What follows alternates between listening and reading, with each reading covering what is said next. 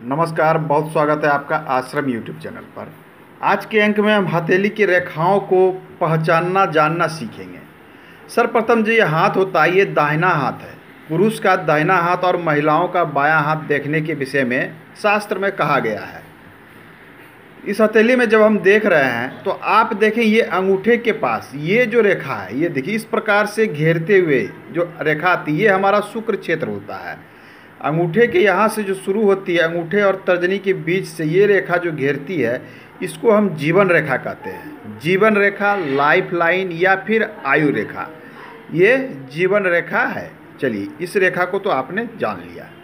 और दूसरी जो प्रमुख रेखा है, वो प्रमुख रेखा यहीं पर से शुरू होती है। कभी इससे सट के शुरू होती है, कभी थोड़ा सा हट के शुरू होती है, लेकिन ये हथेली में कुछ इस प्रकार से जाती है। कभी कभी हथेली की इस पार हो जाती है या फिर ये होती है। तो ये रेखा को कहते हैं मस्तिष्क रेखा, जिसे अंग्रेजी में हेड लाइन, हिंदी में मस्तिष्क रेखा, और भी अन्य चीज़ों भाषा में अन्य रेखाएं कही जाती है। लेकिन मूल रूप से ये दो, और एक ये तीसरी, आपके कनिष्ठिका उंगली के नीचे बुध क्षेत्र होता है, बुध पर्वत क्षेत्र, उसके नीचे से जो ये रेखा निकलती है और इस प्रकार से बढ़ते हुए आपकी बृहस्पति क्षेत्र तक पहुंचती है, या फिर कभी शनि क्षेत्र तक रुक जाती है, या फिर ये रेखाएं कभी उठ के यहाँ चली जाती है। ये रेखा को कहते हैं हृदय रेखा, हार्ट लाइन जिसे हम लोग कहते हैं। ये तीन रेखाएं सभी जातक के हाथों में उपस्थित रहती है, एकदम रहती ही रहती है।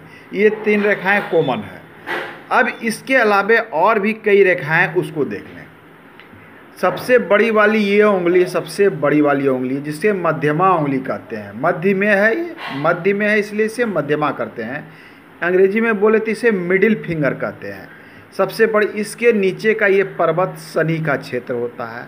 ध्यान रखें कि मिडिल पर्वत पे पहुंचने वाली कोई भी रेखा को हम भाग्य रेखा या शनि रेखा या फिर लक लाइन कहते हैं। ये रेखा कहीं से भी शुरू हो सकती है। अधिकतर मामलों में ये इस प्रकार से साधारण रेखाएं ये इस प्रकार से दिखती है। ये देखिए, इसे ही भाग्य रेखा कहते हैं, इसे ही लक लाइन कहते हैं, इसे ही शनि रेखा भी कहते हैं। कुछ लोग इसे धन की भी रेखा कहते हैं। शनि क्षेत्र पर पहुंचने वाली जो रेखा होती है, यही भाग्य रेखा कहलाती है। ये है चौथी लाइन। इसके अलावे और भी होती है। अब बात करें हम विवाह की, सबसे अधिक लोग बात करते हैं विवाह की रेखा। कनिष्ठिका उंगली और ये हृदय रेखा, इन दोनों के बीच में ये जो जगह होता है, इस पे जो है विवाह रेखाएं होती है। कुछ इस प्रकार से रेखाएं इस प्रकार से दिखती है, इस प्रकार से। इसकी गणना करने का हमने पूर्व में बताया है, आप मेरे YouTube चैनल पर देख सकते हैं। सभी रेखाओं के विषय में डिटेल मिल जाएंगे आपको। ये गणना, ये विवाह रेखाएं यहाँ कभी एक, कभी दो, कभी तीन, इस प्रकार से यहाँ पर जो रेखाएं दिखती है, इसे हम क्या कहते हैं? विवाह रेखा, मैरिज लाइन, इसे ही कहते हैं। तो ये हो गई पांचवी प्रमुख रेखा। इसके अलावे और कौन रेखा होती है प्रमुख रेखा? इसके अलावे एक प्रमुख रेखा होती है सूर्य रेखा। सूर्य रेखा जो जातक को मान सम्मान दिलाती है, समाज में नाम दिलाती है। मध्यमा, मिडिल उंगली के बाद होती है अनामिका, जिसे रिंग फिंगर इंग्लिश में कहते हैं। अनामिका उंगली या रिंग फिंगर, छोटी उंगली की ठीक बाद वाली। इसके नीचे का ये पर्वत होता है सूर्य पर्वत। इस पे ये रेखाएं पाई जाती है। कभी ये लंबी, लेकिन अधिकतर हाथों में ये रेखा छोटी ही मिलती है। ये रेखा आपको अधिकतर हथेली में इतनी छोटी मिलेगी, हृदय रेखा से ऊपर। हालांकि कुछ लोगों के हथेली में ये रेखाएं काफ़ी लंबी मिलती है, या आयु रेखा से निकलते हुए मध्य। लेकिन जिनके हथेली में ये रेखा काफ़ी लंबी होती है, वो व्यक्ति जो है बहुत बड़े उच्च ओहदे पर रहते हैं, उच्च पद धारण करने वाले रहते हैं। जहाँ भी रहे, जिस क्षेत्र में भी रहे, उच्च स्थिति को दिखलाता है। सूर्य जो है उच्च स्थिति को दिखलाता है, व्यक्ति के समाज में प्रतिष्ठा को दिखलाता है। तो छोड़िए, उसके विषय में डिटेल में हम बात कर लेंगे। अब बहुत सारी वीडियो इस पर बनी है, आप देख सकते हैं मेरे चैनल पर।